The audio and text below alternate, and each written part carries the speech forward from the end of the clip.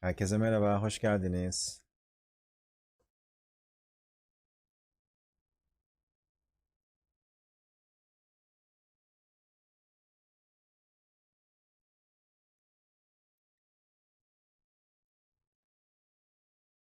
İyiyim, teşekkürler. Siz nasılsınız?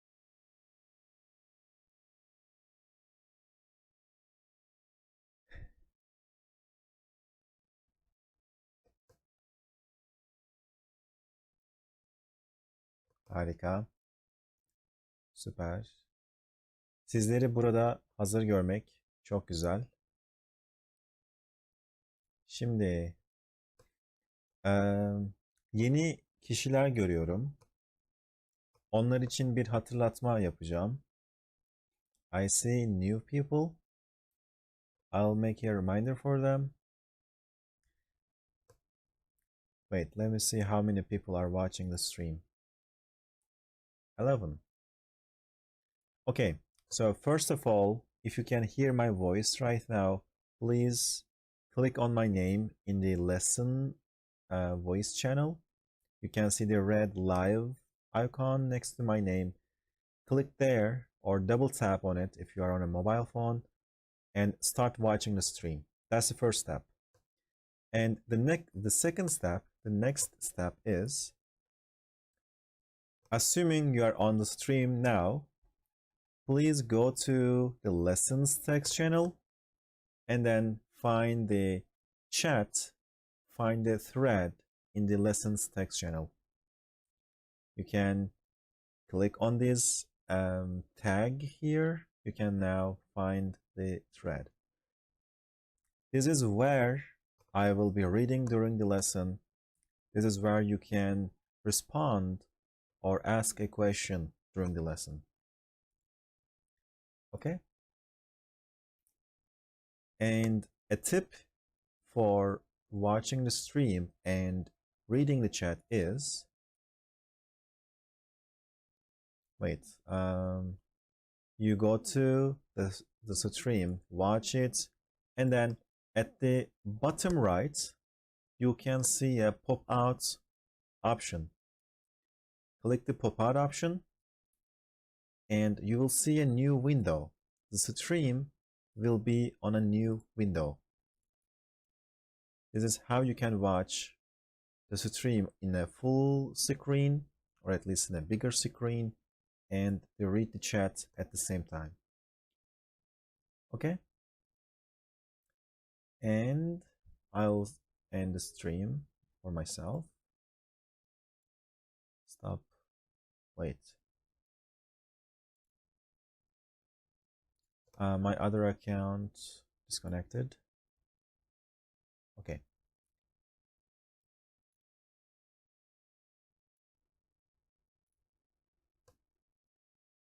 Wait, let me fix something.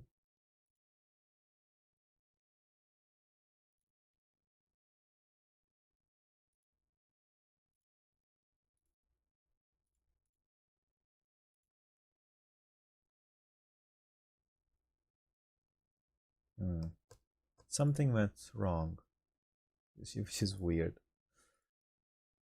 Anyway, neyse.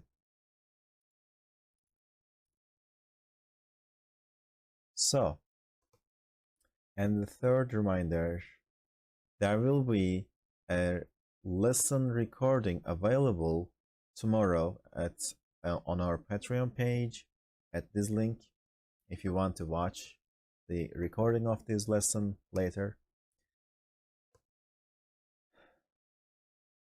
Yeah, that's what happened to me, Nemo. I didn't know that my other account, the Testilla account, the Testilla client will get like rebooted. I was like, what?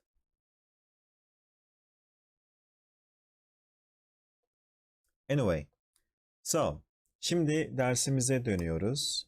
We are going back to our lesson. We are going back to our topic. Bugün ne yapacağız? Bugün İngilizce'de relative clauses dediğimiz konu hakkında konuşacağız.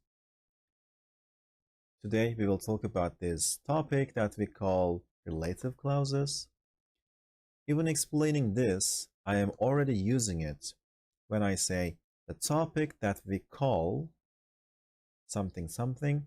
This sentence structure is a relative clause. A clause is simply a smaller unit in a sentence.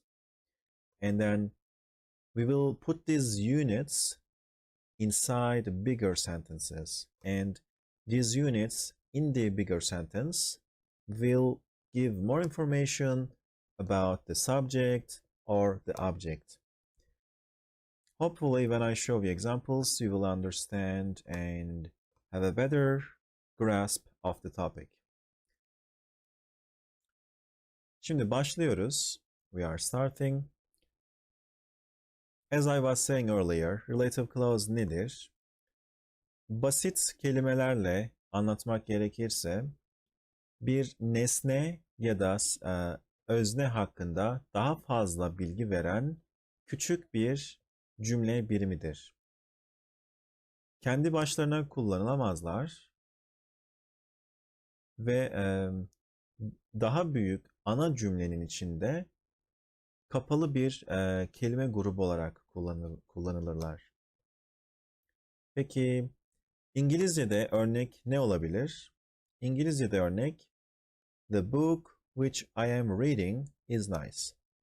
You must have noticed these closed brackets.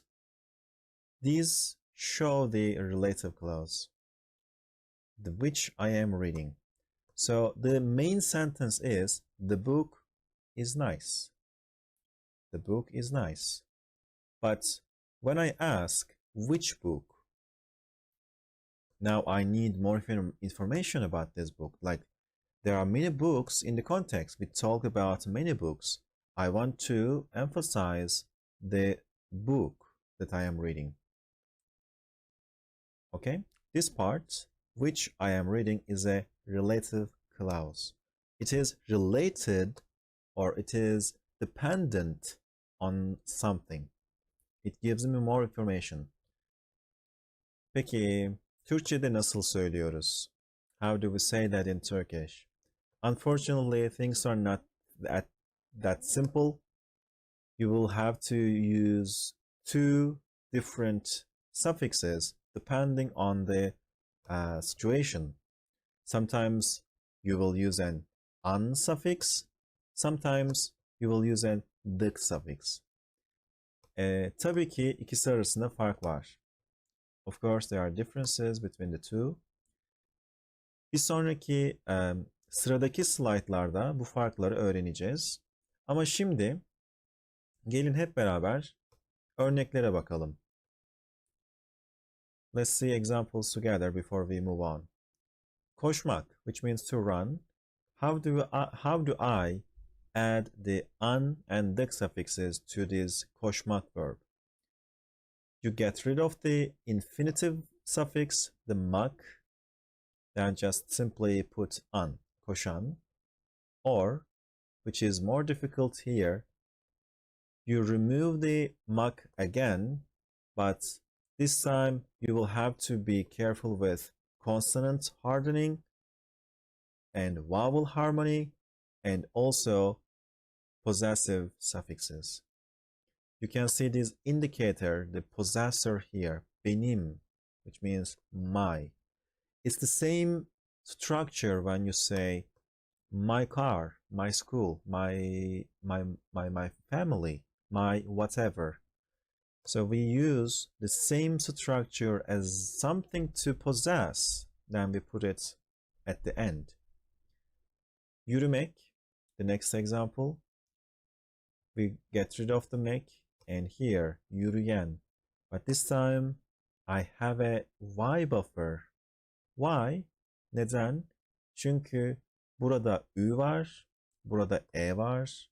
Bunları ayırmam gerek. I need to separate the ü from e. So I insert a y buffer. And with dık, yürüdüğüm. Did you notice the ü and the softening and the ü again?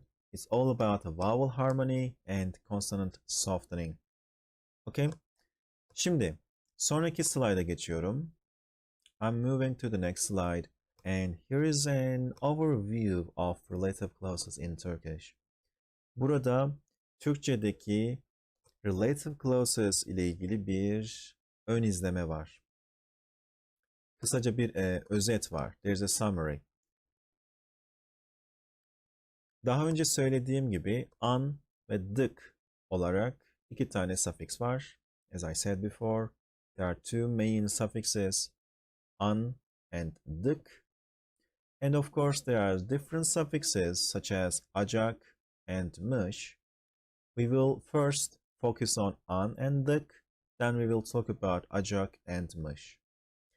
So let's start with an. What is an? You must notice, or I must mention, the uppercase letter here, the big A, is for the vowel harmony. Sometimes it could be an N. So it gives more information about the subject of the clause. Subject of the clause. This means a person most of the time. So, film izleyen adam. Film izleyen adam. My subject here is adam, which means man. So the man, which man, like, or who. I need more information about this man. So here is the information. He is watching a movie. And I need to put this information. This time, not my computer, but my internet died. Like, you can't get everything right. Now I have a good setup. It never crashes, or almost never crashes, but my internet is still a bit wonky, especially lately. Sometimes it goes disconnected for a few minutes. And the worst part is, I only noticed that a few minutes after. Because while I'm talking and explaining and looking at the stream or the presentation, I don't check the internet connection icon. Only then the Discord starts reconnecting. I see the Discord icon trying to reconnect, and I feel like, oh, not again. But hopefully all of you can find your way back to the stream. I started to stream again. During the old days, you will hear the fans spinning beforehand. That is true. The fan sounds would drive me crazy. Like, it would add extra pressure. Like, it had a psychological effect. You are trying to concentrate, and in the background there is a constant annoying sound.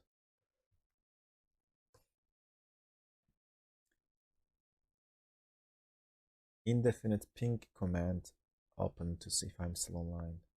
That's a good idea, but I should keep an eye on the internet icon, I guess. Anyway, neyse. Şimdi konuya geri dönüyorum.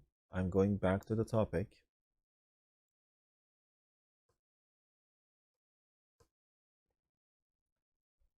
I don't know how much you missed, so I will try to I will take it from a bit back. Like, I will start with an again. So an gives information about the subject of the clause. So we have this example here. There's adam. So this adam is the subject of the clause, like the man, which means the man. But which man, or who is this man? I need more information. I need to describe the man. And the description is about the action he is performing. So what is he doing? He is watching a movie. The man is watching a movie. Adam film izliyor. How can I put this information in relation to the man? Now things are a bit complicated. I kind of have a bad news. The order, the order of the groups are the different way. In English, you say the man and then give the information. In Turkish, we first give the information and then say the man.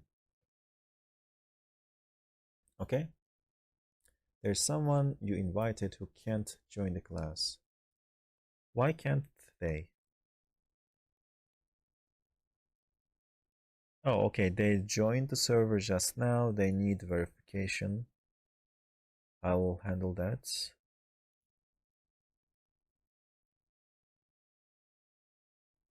Okay, they should be able to join now.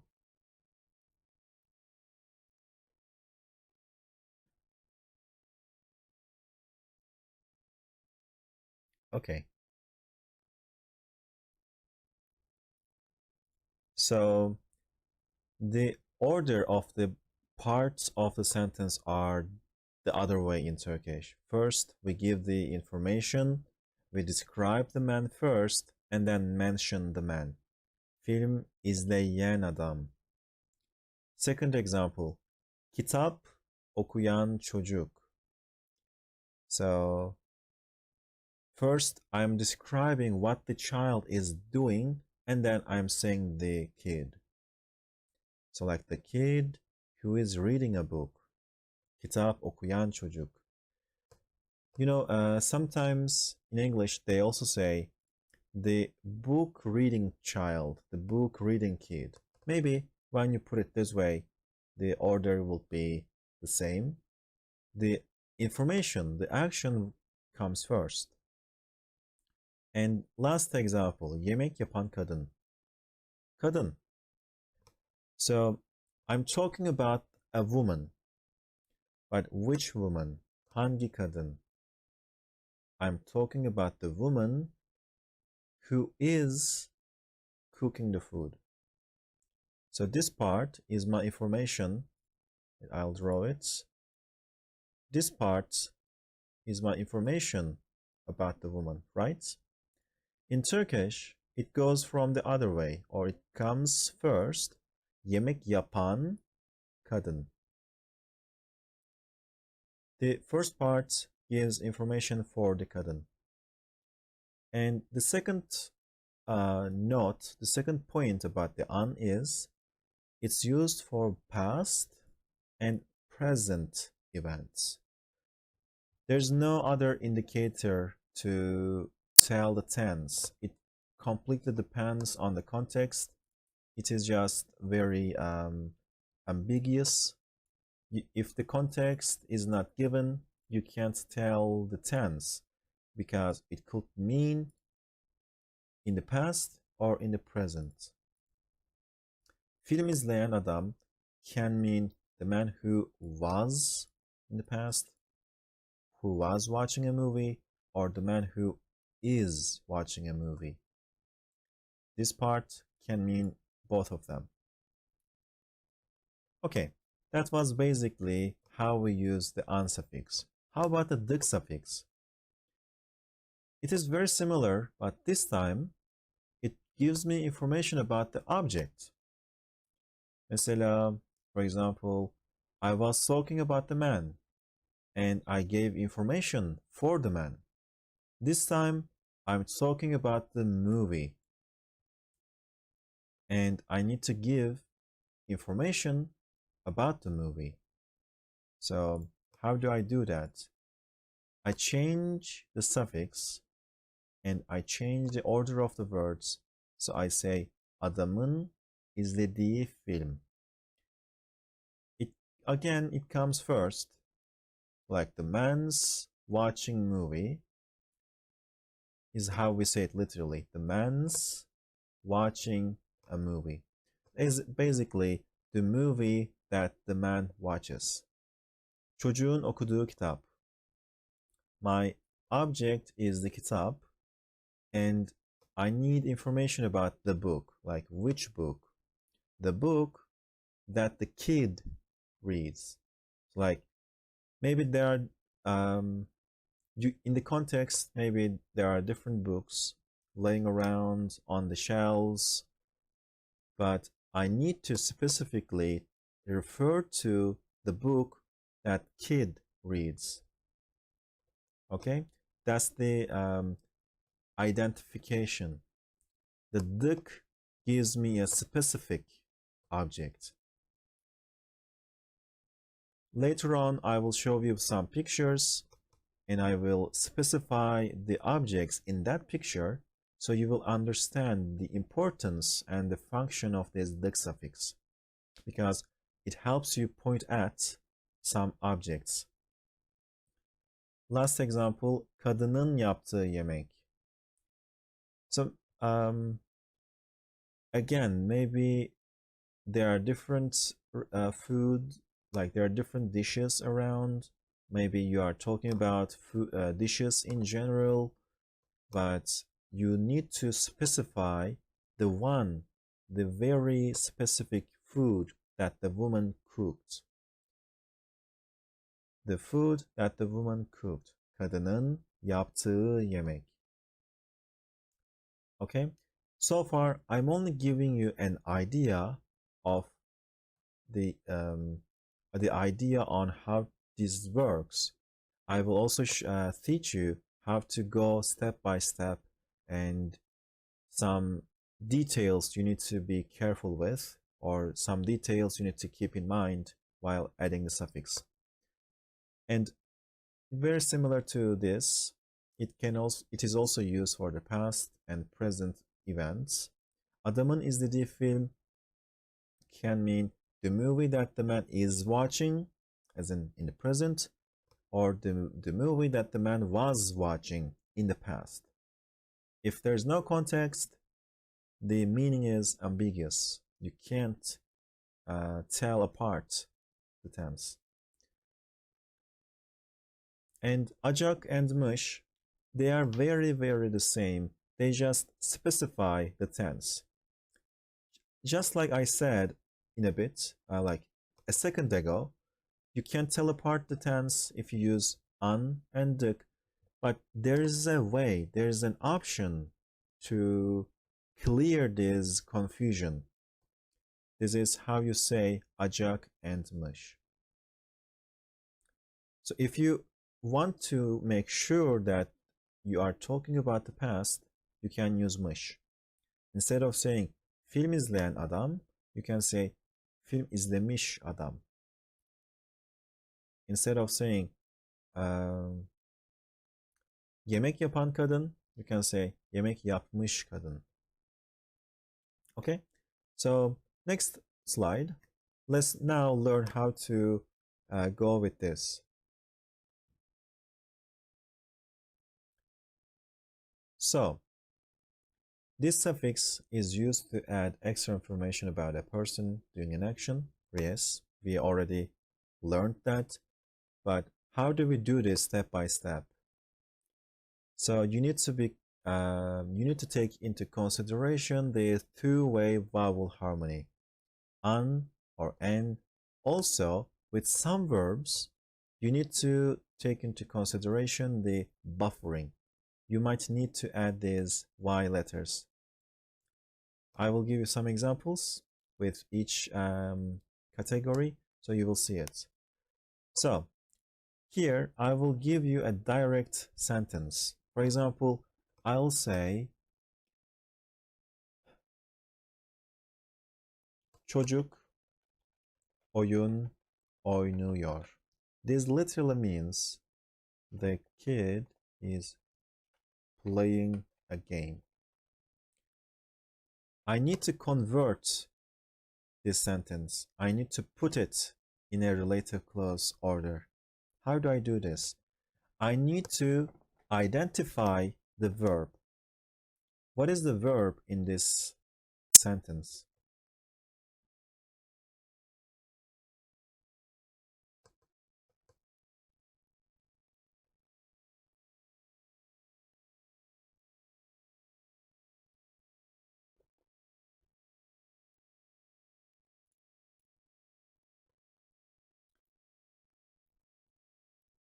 Oynamak. Yes, oynamak. My verb is oynamak. So, but it's not alone. I mean, it is oyun oynamak. Sometimes some verbs will be like phrasal verbs. They will be used with nouns. They will be used in a group of other words. So oyun oynamak, to play a game. So I get rid of the mak because we don't need it in most cases.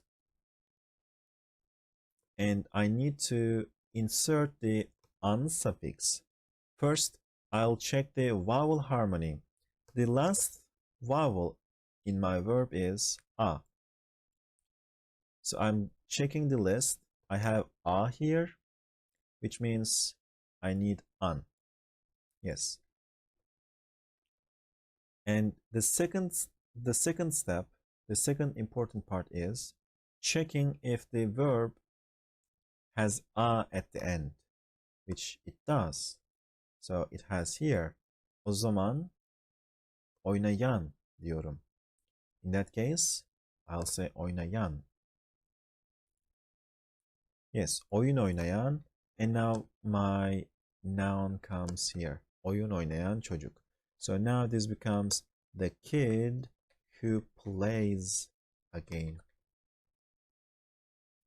Yeah, that's correct. Let's do one more example.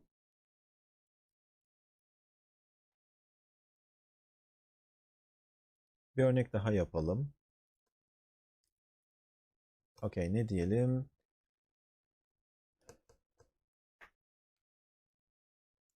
Adam telefonla konuşuyor. Maybe that example is a bit difficult. Not by the grammar, but the difference. Like, I mean, in Turkish, we talk with the phone. Like, I have the la suffix here.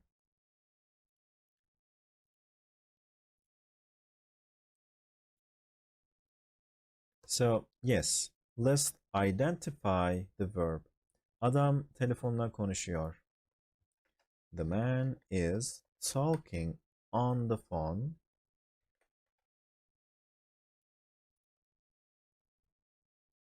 The verb is konuşmak. Konuşuyor, konuşmak. That's my verb. So I will go with it. But as I said earlier, it's not alone, so I will need to bring the noun as well. Telefonla konuşuyor. But wait, konuşan. And now my noun, adam. So the man who is talking on the phone. Okay?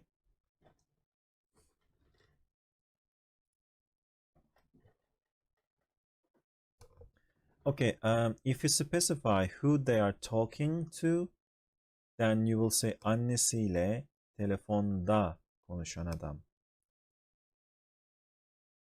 Notice in my sentence that I didn't specify who they are talking with. I only said talking on the phone. In that case, it's la konuşmak. Okay, one last example. Let's see. Öğrenciler Türkçe öğreniyor. That literally means students are learning Turkish. How do I say this? Remember, identify the verb, choose the correct vowel harmony, check for the buffering, and then at the end, put your noun.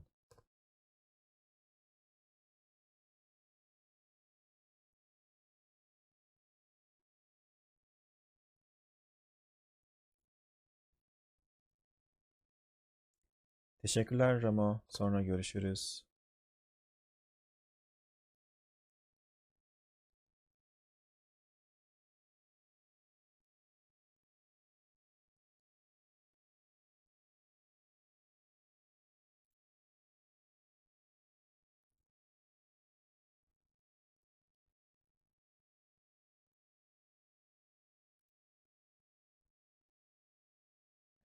Okay. Yes, your examples, your answers are correct. I need to identify the verb, which is öğren, like to learn. So I need to write it first, öğren, but I can't separate it from its connected verb, like noun, Türkçe, öğren, and now here comes the N, and here comes the noun, öğrenciler. Students who are learning Turkish. Yes, this is how we say it. Türkçe öğrenen öğrenciler.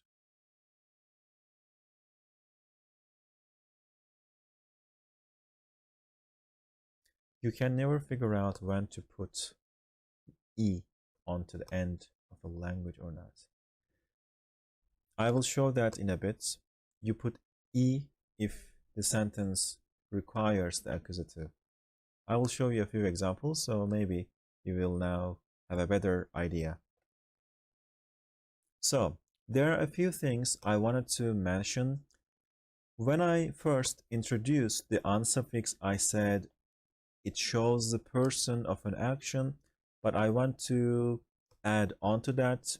I only said that before to keep it simple, but I need to expand on this information. It's not limited to a person. It can be added to animals, inanimate objects, or even abstract nouns. Anything, any noun can be used with the unsuffix. Like animals, koşan köpek.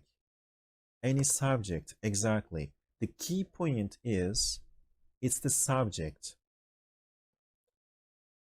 I kept it simple and called it a person because when people are not familiar with these linguistic or language terms, they will struggle to understand what a subject is.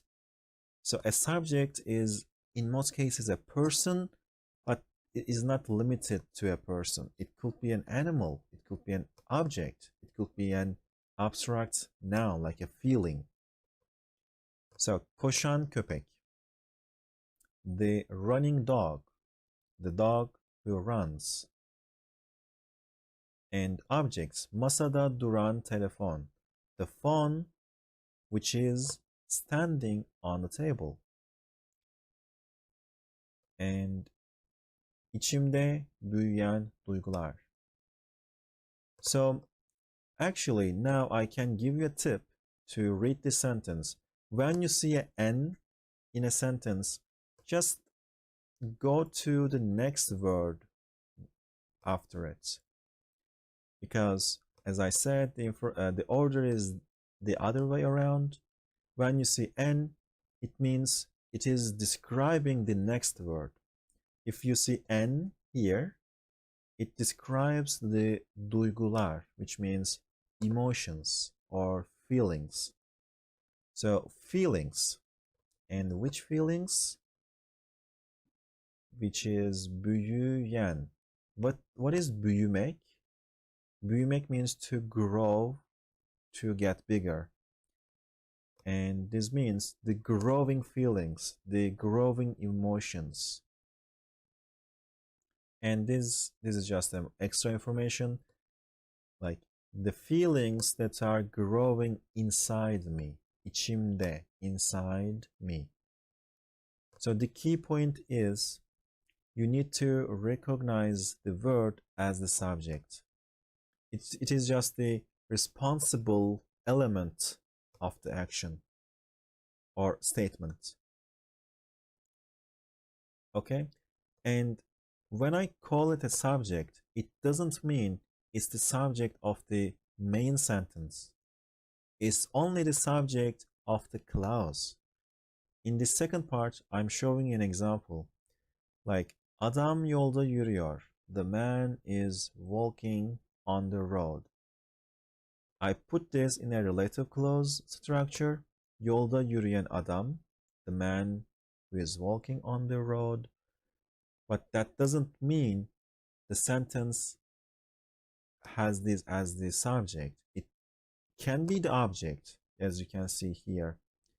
Ben is the subject now in the new sentence. Ben, I, tanıyorum, know, I know who. I know the man who is walking on the street. And Lila, when you put this whole clause, the whole unit in the object position, then you will probably need a or accusative case. Okay? That's when you use it. I'll delete these marks and show you a few more examples just to make sure you understand and it's not that difficult. Where the noun will be where the blank is if it were a sentence. Yeah. So let's do one more example.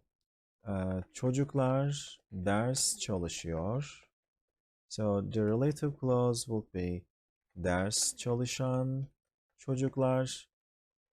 And how do you want to use this part? Where do you want to use it? Do you want to use them as the object? Do you want to use them as the subject? It depends on your preference. It depends on the context. For example, maybe I will say ders çalışan çocuklar çok sessiz, are very quiet. The kids, wait, I'll translate it. The kids who are studying are very quiet.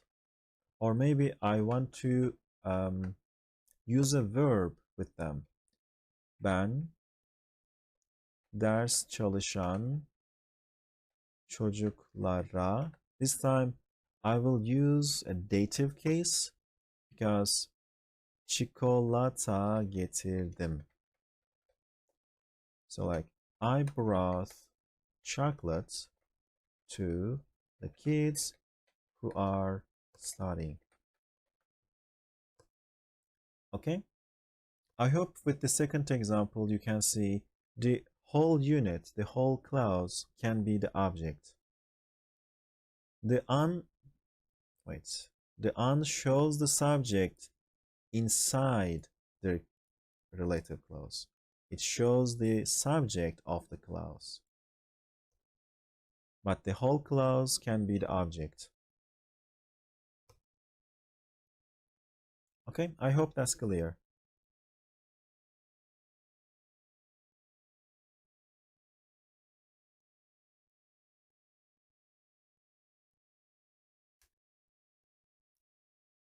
So now I will move to dık. It is a bit more complicated, but it has the same concept. So if you understand the key points of the an, you will also understand the key points of the dık. Then we will see more examples, we will do more practice. So with dık, what is dık? Why does it have uppercase D and uppercase I and just one lowercase k? So earlier we were talking about the subject. Now we will talk about the object. The dık gives me extra information about the object a person is doing an action upon. As in, there's an action on the previous suffix used to give me the like the doer of the action, but now the dık gives me the object the doer does the action upon, and this time it uses the four-way vowel harmony. Dık, dik, duk, dük. It uses the consonant, sorry, not hardening, but consonant softening. It softens from K to soft G. Yes, voicing assimilation, exactly. Consonant softening. And it uses possessives. This is the important part, so I'll draw a star here. This is the important part. Don't forget this with my fancy star. Don't forget to put possessives. With an, we didn't need possessives and things were easy. With dık, for whatever reason, I keep saying that, but I didn't invent the language, so I don't know about the reason. I'm only just a messenger. Whoever invented it, however it is evolved, it came out this way. So I'm just telling you how it works. It is what it is. We use the possessives. It is a noun itself. Exactly. We use a possessive, like we even use a genitive, like my car, where the car is a noun, my is a possessive adjective, my car, and now we say my doing, maybe. It's very difficult to translate to English, but it functions as a noun itself, so you use the same rules, the same possessives, as if it's a noun. So let's do an example. Bir örnek yapalım. I will try to use the same examples so in your brain you can see the difference between an and dık. So I will go with, wait, what was my first example? Çocuk oyun oynuyor. Okay. Çocuk oyun oynuyor. So now instead of an, I will use dık. I need to identify the verb again. Oyun oynamak. But I need to change the order of the words a little bit.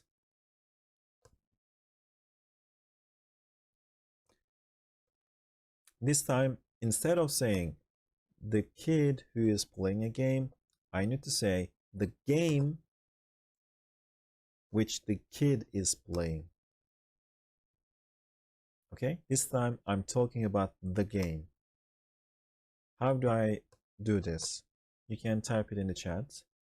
And don't forget to put it in spoilers.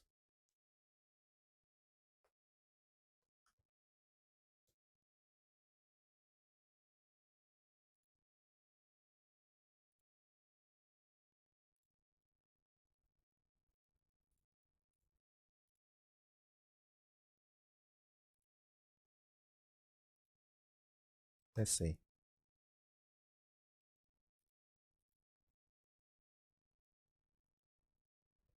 Okay, I guess this will take a little bit time.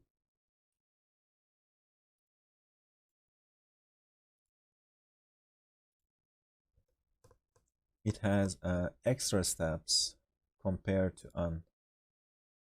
Yeah, correct.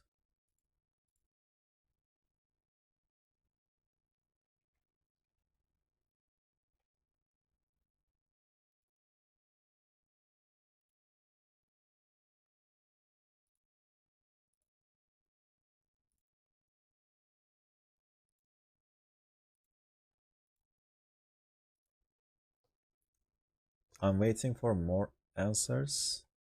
Daha fazla cevap bekliyorum.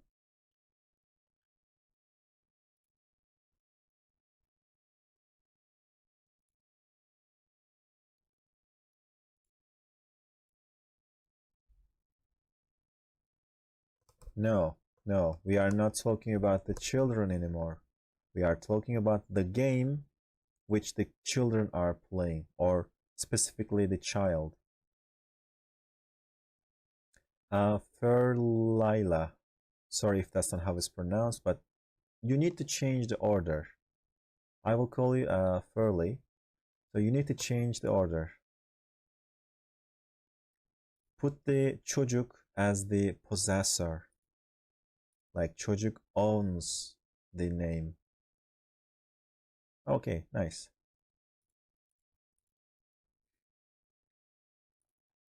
Çocuğun.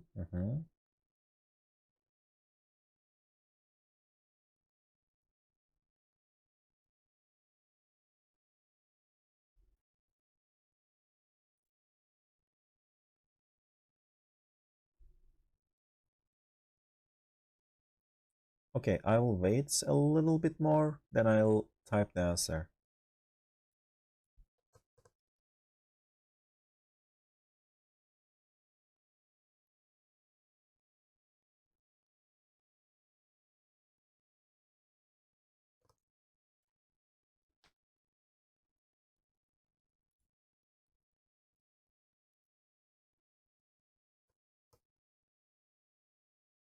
We see a format error. I should delete it maybe. I mean, it's not correct anyway, so I will not delete it. Okay, I'll type the answer. I will start typing. So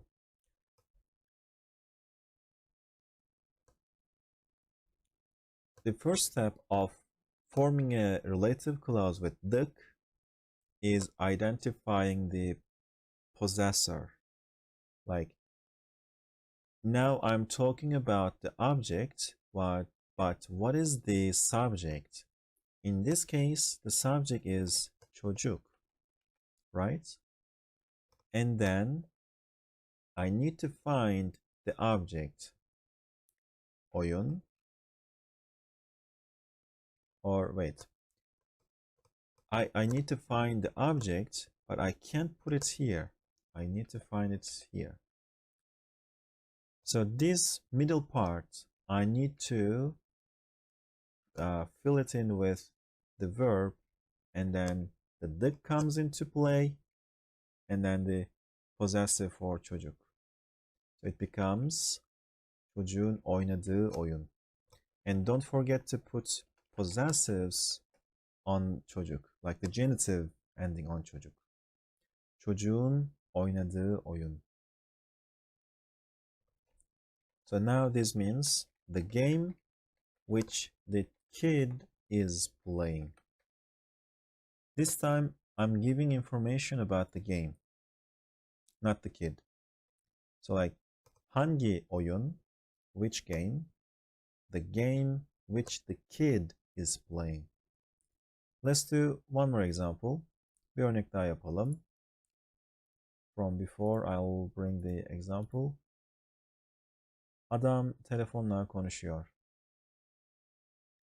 Okay. But I'll change this example. It will be weird.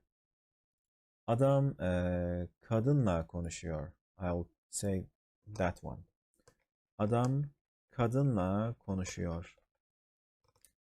So that means the man is talking with the woman.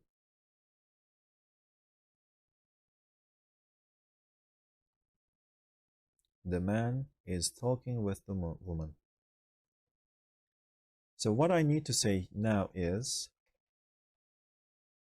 the woman which the man is talking to or talking with.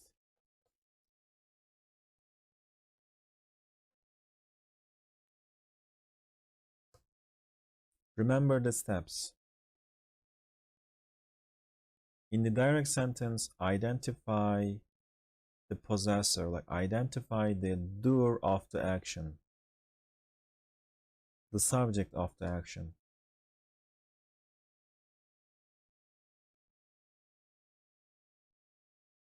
When you find the subject, insert the verb, and at the end, insert the object.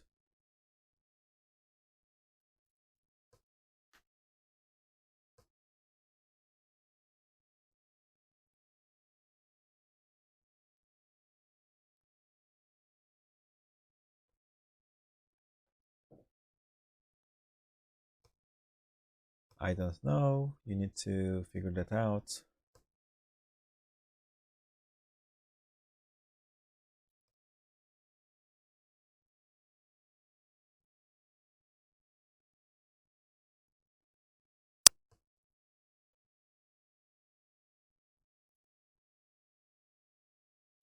Almost there, Yuline. Almost there.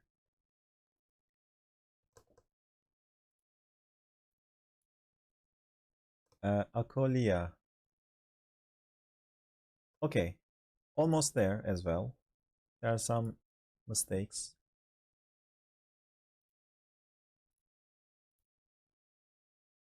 Furly.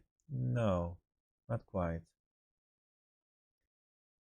I think you should remember to put the subject at the beginning, like the Adam. Adam comes first. Like Adam, the subject came at the end before, but now we need to put it at the beginning. Yeah, you missed the first part. After the lesson, I'll give you this presentation in a PDF format, so you can read the notes from this lesson channel. And if you have any questions, you can then ask in the question forum. Yes. Okay. Exactly. This is getting better. Yes. So I will wait for Elvis. Then I will start typing.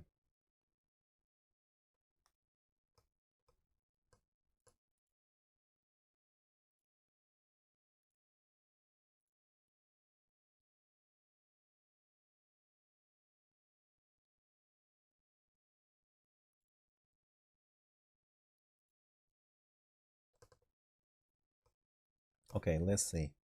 Evet, bravo. Bütün cevaplar doğru. All of the answers are correct. So, I need to identify the subject because this time I'm not giving information about the subject, I'm giving information about the object. So I'm saying Adam as is the subject. I need to wait, maybe I can do the suffixes later on. Second step, I need to identify the verb, which is konuş. And then finally, I need to add the object. So, kadın. Adam, konuş, kadın. So, what are the suffixes?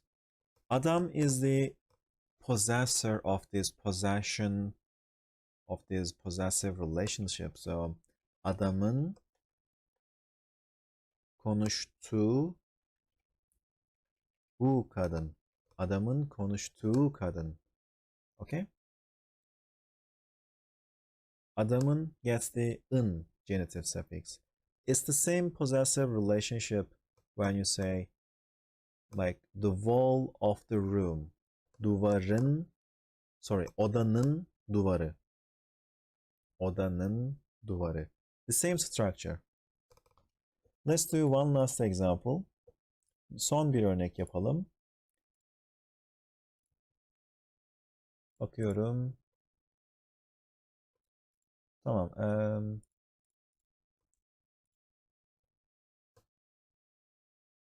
Öğrenci ödev yapıyor.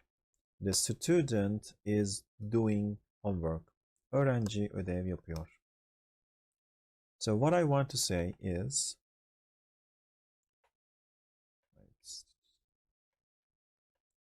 the homework which the student is doing. That's what I need to say this time.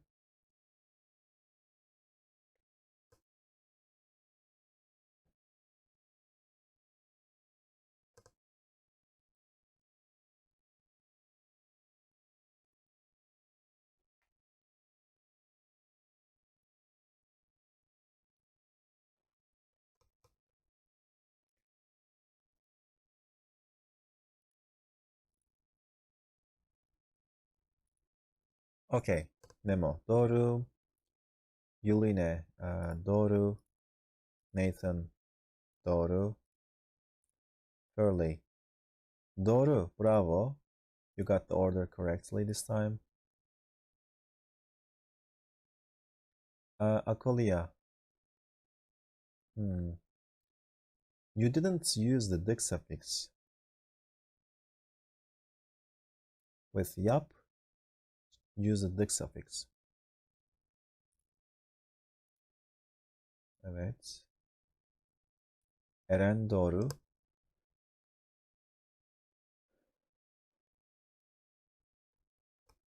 Oh, wait, I remember. I forgot to include the consonant hardening, apparently. So I'll do that now. It also uses a consonant hardening, so it also becomes, like, let's put it here, hardening. So it also becomes tığım, tığın, tığ, wait, ti,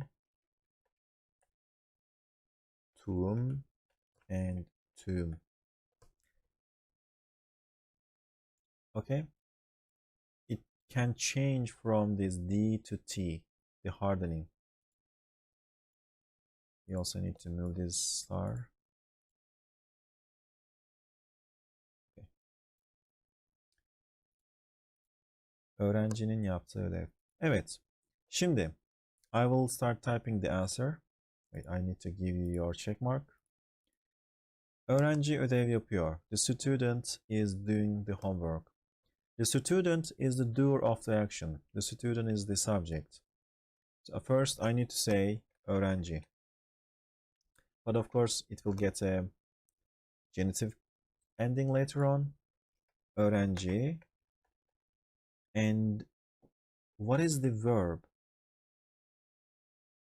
The verb is yapmak. And the object is ödev. So öğrencinin yaptığı ödev. Öğrencinin yaptığı ödev.